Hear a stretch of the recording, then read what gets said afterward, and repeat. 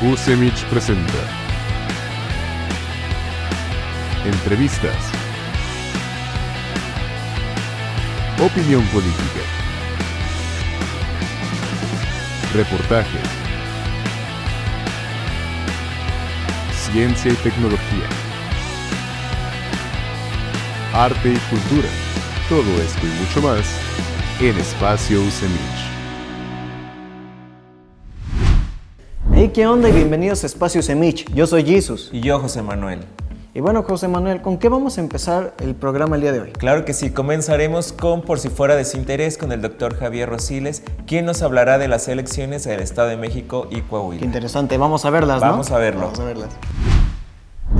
El marcador en las pasadas elecciones en Coahuila y el Estado de México fue Morena 1, PRI 1. ¿Lo revisamos?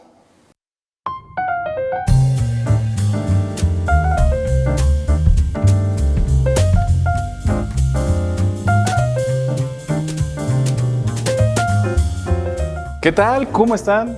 Oigan, ¿ya vieron lo que pasó? ¿Saben qué? Déjenme les cuento mi opinión. 3, 2, 1.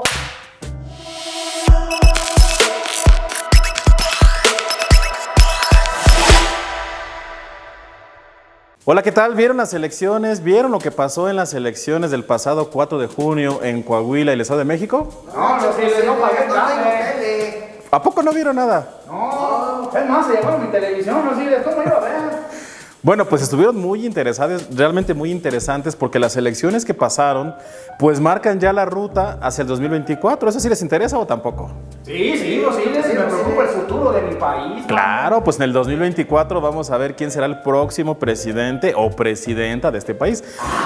Pero antes de ese 2024 hubo un momento muy importante que fue el 2023. Este año, el pasado 4 de junio, como ustedes lo saben, bueno, ustedes no lo saben, pero la gente en general sí, espero que lo sepa, hubo elecciones en el Estado de México y Coahuila. Y el marcador fue Morena 1, PRI 1. Vamos a irlo analizando, ¿les parece bien? Adelante, mi estimado. ¿Cuál analizamos primero, Coahuila o el Estado de México? Yo digo que Coahuila. Primero, no, ¿por qué no? ¿Primero quién? Coahuila. Sí, Coahuila. ¿Por qué Coahuila? Bueno, está bien. Bueno, aquí el staff pide Coahuila, entonces empezamos Estado de México. Fíjense, el Estado de México es el estado más poblado y es el que tiene la lista nominal pues más extensa, o sea, 12 millones de posibles votantes, ¿no? Por eso resulta ser un estado pues muy importante. Ahí ganó Morena. El triunfo de Morena es muy importante. Fíjense, Delfina Gómez, que fue la candidata de Morena, alcanzó el 53% de los votos, es decir, 3.200.000, poco más, ¿no? Entonces, ahí fue una elección muy interesante porque la coalición PAN-PRI-PRD que llevó a Alejandra del Moral, pues obtuvo 44%, es decir, lo que le llamamos el margen de victoria, que es la diferencia entre el primero y el segundo lugar, fue de apenas 8.3%. Había analistas que pensaban que la diferencia iba a ser mayor, ¿no? Realmente las encuestas nunca nos mostraron que el PAN-PRI-PRD fuera a ganar. ¿Ustedes cómo ven esa elección? ¿Les llamó la atención o no? Sí, Rosiles, todo puede pasar en la política, así como en el fútbol. ¿Qué les parece la mesa Delfina? No, pues, excelente nadadora. Pues la mesa Delfina tiene un perfil muy interesante, es una profesora que la verdad es que pues tiene un estilo pues distinto a lo mejor a un político tradicional. Bueno, ahí la ciudadanía lo que les pareció fue que era un buen perfil. Ahora hay que decir que entonces en el Estado de México ocurrió la primera alternancia, o sea, el PRI llevaba gobernando ahí 94 años de manera consecutiva. En 1929 se llamaba PNR, después se llamó PRM y en el 46 fue PRI, pero finalmente pues es el mismo, hay una continuidad ahí y por eso en el Estado de México se rompió finalmente ya, digamos que una racha de gobiernos priistas de 94 años. ¿Sabían eso? No manches, mi abuelo, tienes edad, Rosiles. Está bien renco el man, güey. Bueno, hay que decir que ahí, pues, aquí el PRI, pues sí queda un poco mal, ¿no? Fíjense que después de la elección, fíjense que hay una cosa aquí entre nosotros, ¿no? Que se dice que el gobernador del Mazo pues no apoyó mucho a Del Moral, ¿no? Eso, ¿quién lo dijo? El dirigente nacional del PRI. Entonces, hay un conflicto tremendo, ¿no? Porque la dirigencia nacional del PRI dice que el gobernador no apoyó a la candidata del partido y evidentemente el gobernador se defiende y dice que el que no apoyó fue la dirigencia nacional encabezada por Alejandro Moreno. Entonces, esos conflictos, esas fricciones que se ven en México, pues son muy ilustrativas de un partido que pues claramente era muy importante yo creo que sigue siendo importante, pero cada vez menos, ¿no? Esta derrota en el Estado de México, que era uno de sus grandes bastiones, pues claramente es un problema para el futuro, ¿no? Y cayó la grande y abominable, Rosiles. Ni modo, así está de complicado el asunto, pero ahora pasemos, como ustedes pedían, a Coahuila. Coahuila es un estado muy interesante, ¿y saben quién ganó ahí? Bien, Rosiles. Pues ahí sí ganó el PRI, ¿no? Por eso les decía, Morena 1, el PRI 1. Miren, es difícil decir qué va a ser del futuro del PRI. Hay muchos sepultureros del PRI que dicen que el PRI va a desaparecer.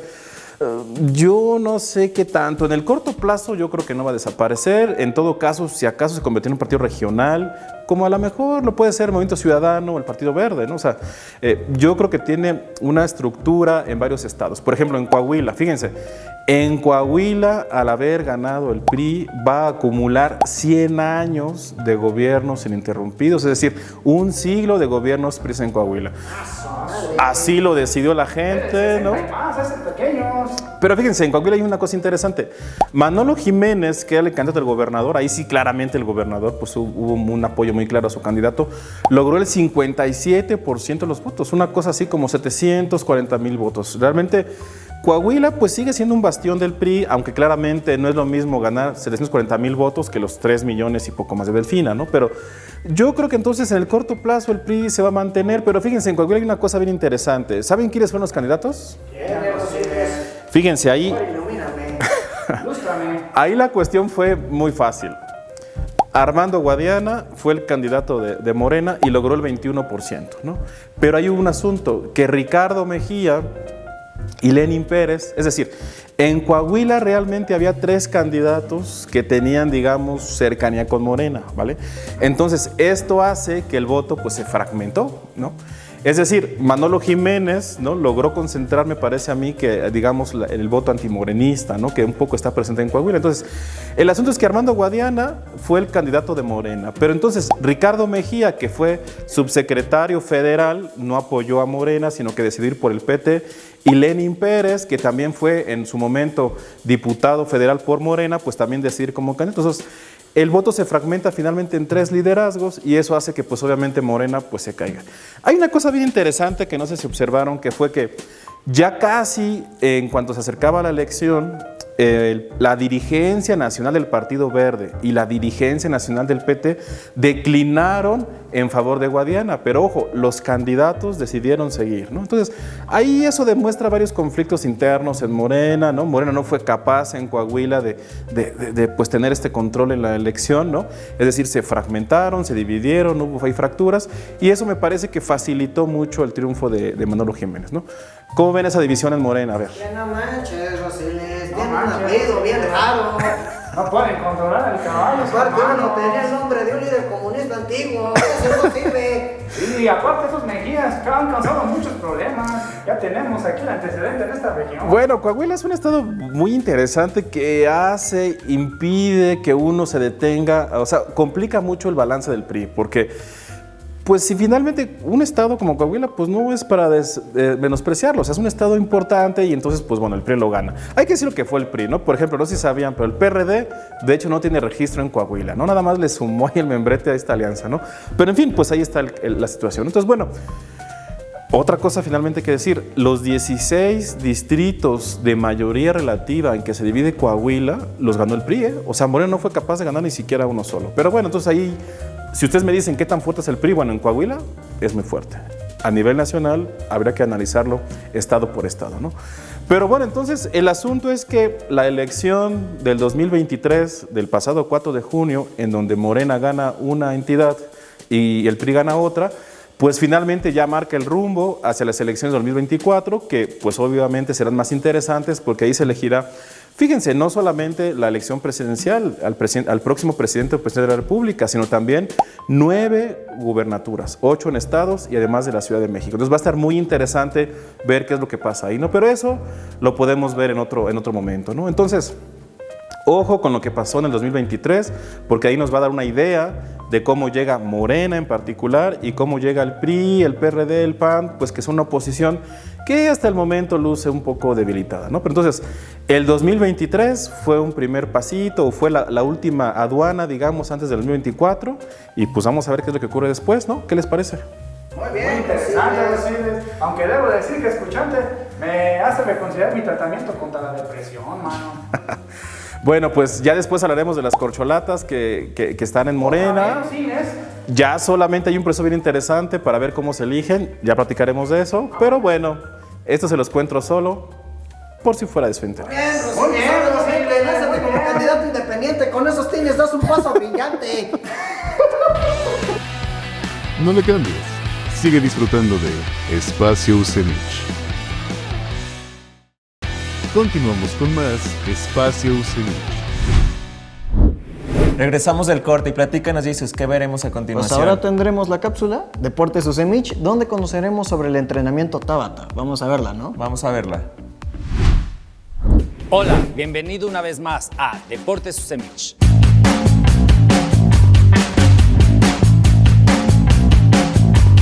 En esta ocasión hablaremos sobre el entrenamiento Tabata. Es un método de entrenamiento de alta intensidad basada en la ejecución de ejercicios con intervalos cortos de tiempo. Fue desarrollado por el Dr. Izumi Tabata, es un japonés investigador en fisiología deportiva. Este método se demuestra ser eficaz en la quema de grasa, aumento de fuerza y la resistencia muscular.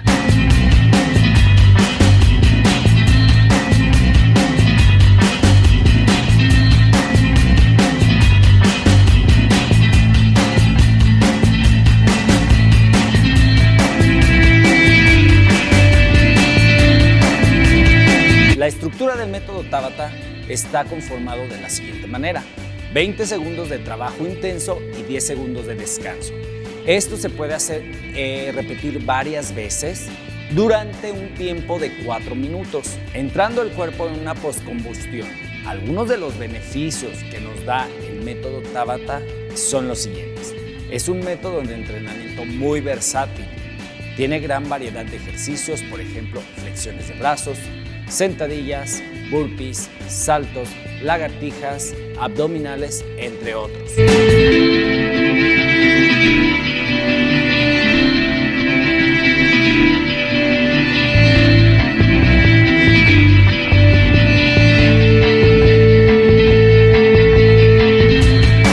El método Tabata es comúnmente utilizado en lo que es la práctica de entrenamiento o en la disciplina de entrenamiento de lo que es el CrossFit. Es donde más común se hace este tipo de entrenamiento. Se dice que comúnmente también el método Tabata es para aquellas personas que tienen un corto tiempo para la realización de ejercicios o que no tienen mucho tiempo dentro de su vida cotidiana para la realización de ejercicios, ya que este ejercicio lo pueden trabajar durante 4 minutos por 4 series.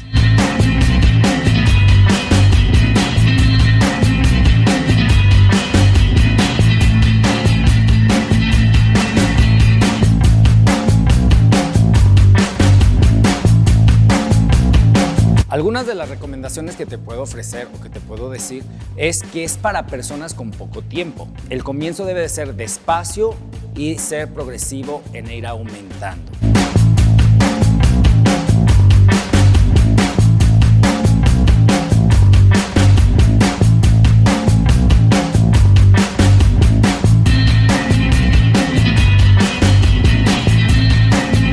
El entrenamiento tiene que comenzar con periodos cortos y de baja intensidad.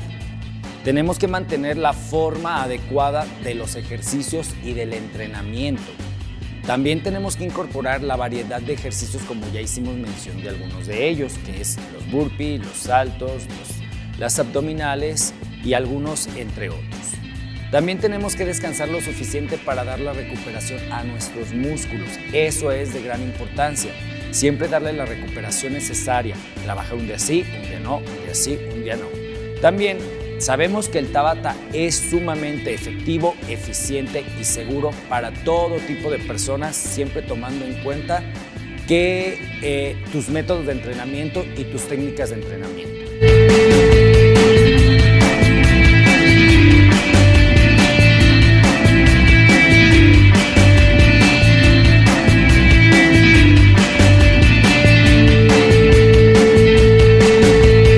Bien, esto ha sido todo por hoy y nos vemos una vez más en Deportes UCEMICH.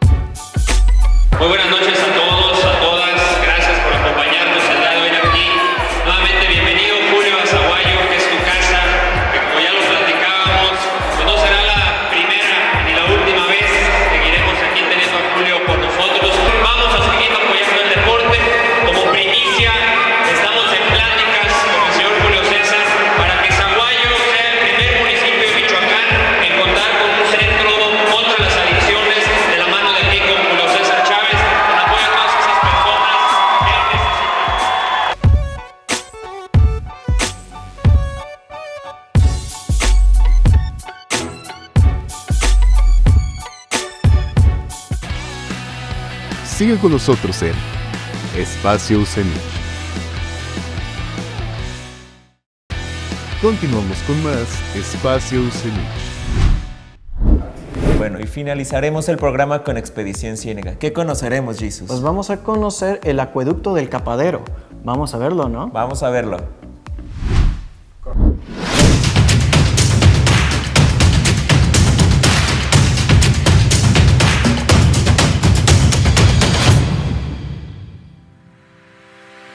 Hey, ¿cómo están? Mi nombre es Ignacio Moreno y nos encontramos en otro segmento de Expedición Ciénega. El día de hoy vamos a iniciar nuestro descenso por esta barranca para conocer uno de los acueductos que formaban parte de la hacienda de Huaracha. Es un lugar que está bastante escondido aquí en la región y va a ser muy interesante. Acompáñenme.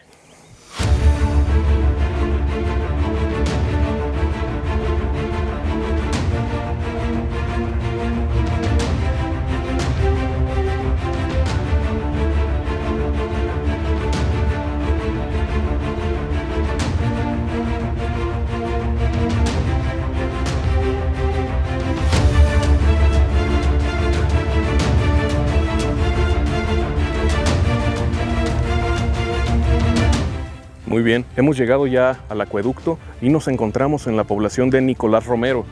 Nicolás Romero es una población pequeña que anteriormente llevaba por nombre El Capadero, ya que en este sitio capaban al ganado de la hacienda.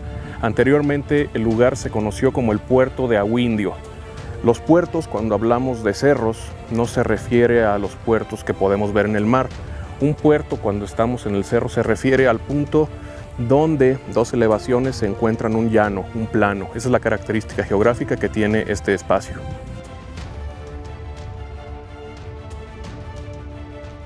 Algo que ha permitido que este acueducto se conserve en excelentes condiciones es el hecho de que su acceso no es tan sencillo, ya que se encuentra ubicado en la ladera de una barranca y en primer término, para llegar a él hay que recorrer algunos tramos de vegetación y para poder observarle desde abajo hay que descender por el lado derecho de la pendiente. Si bien hay algunas salientes rocosas, hay que tener cuidado con el paso que damos. Como pueden ver, el acueducto es bastante alto y todavía conserva parte de la magnificencia arquitectónica original. La hacienda de Huaracha diseñó mucha infraestructura de carácter hidráulico para distribuir agua entre lo que eran sus terrenos. En este caso, el afluente provenía del lado de la hacienda en dirección hacia lo que ahora conocemos como el Platanal. La falta de agua fue uno de los factores que ocasionaron el declive de los tiempos de gloria de la hacienda. En un rato más van a poder observar la placa donde se encuentra la fecha de construcción de esta obra tan impresionante. Tenemos una altura aproximada de entre 10 a 12 metros, 15 quizás en algunas partes, y es sorprendente el estado de conservación que tiene todavía este acueducto. En el temporal de lluvias, como pueden ver, baja un pequeño arroyo. Actualmente tenemos una presa más arriba y hay algunos espacios que guardan todavía reminiscencias arquitectónicas de los tiempos de la hacienda. Otro dato curioso es que en esta barranquita se encontraba anteriormente lo que se conocía como la Cueva de México. Era una cueva no muy grande que se encuentra hacia el lado sur y que desafortunadamente se derrumbó con el paso de los años. Actualmente ya no es posible acceder a la cueva, pero el entorno en sí es sumamente interesante. Como se puede observar, estamos en temporada de secas, sobre todo estamos ahorita con calores muy elevados, como seguramente lo han de estar percibiendo en múltiples partes de Michoacán y del país. Si volviéramos dentro de unos meses, podríamos ver que el afluente de agua, el arroyo, comienza ya a hacerse presente y la vegetación también comienza a tornarse verde. Es un paisaje muy bonito porque esta cañada baja hacia lo que es la antigua ciénega de Chapala y pues cambia todo el entorno una vez que comienza a llover. Ya no se tiene el paso de agua por lo que es el trazo del acueducto, sin embargo pues nos podemos dar idea de la magnitud y el afluente que llegó a tener debido a la anchura que tiene el muro y la profundidad con la cual está constituido. Voy a moverme hacia acá, esta parte hacia las rocas, para que podamos ver como también hay árboles, y de este lado se puede hacer el descenso a la parte baja del acueducto. Por mi mano izquierda se puede bajar y pudiéramos hacer algunas tomas desde la parte baja para ver las arquerías y cómo está constituida la construcción. Tiene una base muy sólida de calicanto y posteriormente tiene ya material de construcción. Los acueductos transportaban el agua de un lugar a otro y proporcionaban un suministro regular y controlado, ahí donde, de otro modo, el agua sería escasa. De este modo, los acueductos satisfacían necesidades básicas como el riego de los cultivos alimentarios y las fuentes de agua potable. Hubo acueductos que tenían forma de túneles, canales naturales a nivel de la superficie y canales artificiales, también tuberías de arcilla cubiertas y puentes monumentales. Desde que la raza humana vive en comunidades y cultiva la tierra, la gestión del agua ha sido un factor clave para el bienestar y la prosperidad de una comunidad. Los asentamientos que no estaban inmediatamente cerca de una fuente de agua dulce excavaban pozos en las capas freáticas subterráneas para crear pozos, y también se creaban cisternas para recoger el agua de lluvia y poder utilizarla posteriormente. Sin embargo, los acueductos subterráneos y los construidos como puentes en la superficie permitieron a las comunidades no solo acceder a agua limpia y dulce, sino también vivir más lejos de una fuente de agua y utilizar tierras que de otro modo habrían sido inutilizables para la agricultura. Cuando se debía salvar un camino a un nivel un poco más bajo que el del acueducto, se usaban sifones, en los que el agua pasaba bajo el obstáculo y volvía a subir al nivel anterior. A menudo debían salvar desniveles más grandes y en ellos adoptaban la forma de puente o de túnel, puesto que hacer conducciones capaces de resistir altas presiones era más caro. Como los puentes son la parte más visible de la obra, ha quedado la costumbre de llamar acueducto al propio puente. De acuerdo con don Heriberto Moreno García y su texto Guaracha, tiempos viejos, tiempos nuevos, podemos remitirnos a seguir hablando del patrimonio arquitectónico de los tiempos de la hacienda de Guaracha. Encontramos cerca del Capadero este acueducto del cual ya hemos hablado y que da cuenta de la infraestructura con la cual contaba la hacienda en términos de irrigación. Al mismo tiempo que la hacienda de Guaracha sigue explotando la riqueza que significaba su presa de San Antonio Guaracha, con una capacidad de 50 millones de varas cúbicas, es decir, unos 29 millones de metros cúbicos, y la del Capadero, la cual se encuentra en la parte alta de la barranca que estamos explorando, y esta presa tiene un volumen de agua de 1,5 millones de metros cúbicos que se empleaba para las tierras del Platanal, un espacio de la hacienda que se encuentra hacia el lado noroeste del acueducto y que estaba bajo la dirección de don Diego Moreno y don Ignacio Moreno. En aquel entonces se procedió a la construcción de canales y zanjas para distribuir el vital líquido entre los terrenos de la hacienda. En este sentido, es de tomarse en cuenta también el canal que desde San Antonio Guaracha llevaba agua a los terrenos del Platanal, a través de las sinuosas laderas del Cerro Grande, recurriendo a veces, para salvar los puntos más abruptos, a la construcción de varias cortinas o acueductos, como este que estamos explorando. Otro canal también se desprendía de la misma presa para regar por gravedad los cañaverales de las laderas al pie de la mesa, por la parte suroriental que daba sobre el ingenio. En cambio, en el plan se irrigaban de 3 a 4 sitios de ganado mayor, esto es de 5,000 a 7,000 hectáreas. El patrimonio cultural arquitectónico que ha legado la presencia de la hacienda de Guaracha en la región resulta sumamente interesante. Cabe mencionar que en este episodio están viendo por primera vez y de manera inédita una serie de tomas registradas mediante dron. Quiero agradecer y reconocer el trabajo del ingeniero Roberto Cepeda, quien nos acompaña en cada capítulo de Expedición Ciénega, con las cámaras, con los drones, haciendo la edición también en equipo con Brian. Y bueno, comentarles que también estas imágenes que estamos recogiendo el día de hoy, estos registros audiovisuales que preparamos en cada episodio, formarán parte de un proyecto más amplio en el cual estamos trabajando. Por el momento les dejo para que disfruten estas maravillosas tomas.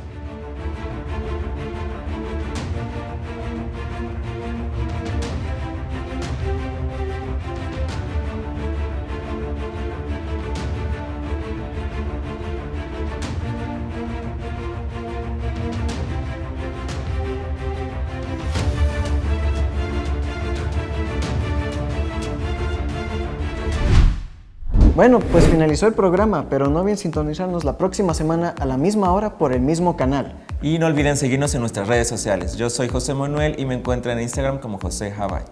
Y yo Jesus y me encuentran como Jesus.eduardo y esto fue Espacio Espacio Semich. Y listo, 2, 3. Finalizaremos el programa. Sí. Bueno, pues llegamos al final del programa, pero no olviden sintonizarnos todos los días, qué pendejo. La próxima semana a la misma hora por el mismo canal. Ahí va. 1, 2, 3. Bueno, ya. Ya, ahí va. Comenzaremos con la cápsula